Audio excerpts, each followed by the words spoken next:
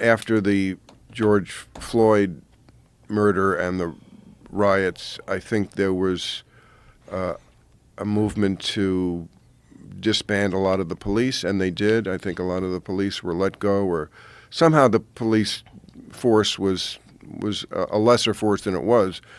And what happened was, of course, crime went up in certain areas, and a lot of the officers who had been fired or let go or quit or for whatever reason they weren't on the force anymore, they were hired as private security. By who? The rich people who could afford to do it. So their neighborhood stayed safe. So that wasn't exactly, I thought, a victory for liberalism. No, it's the opposite. Yeah. It's unfortunate. Austin defunded the police and then refunded it. And refunded it by far more than they defunded it. Because they just course corrected. They went, okay, this is not working. We have to do something to fix it, which makes me very happy. Because I was really shocked that they wanted to do that. Because there's a lot of crime. And where my club is on 6th Street, that's a wild place. 6th Street gets wild. And there's a lot of crime there. And there's a good police presence there. And we have a lot of police at the club. We hire off-duty cops to work the club.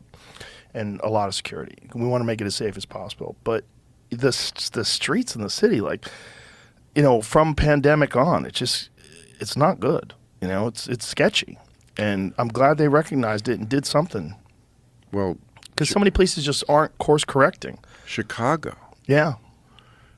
I mean, not just the places where, I mean, murders have been happening way out of control in Chicago among the African American community for far too long, and not really reported in the way that they should be. It's amazing how black lives don't seem to matter when they're taken by black lives. Right. But I mean, now Chicago, my friends who live there say it's not safe anywhere. Yeah, it's very sketchy. Very sketchy. And that's Chicago. Yeah, Chicago used to be great. It used to be easy. It used to be a great city.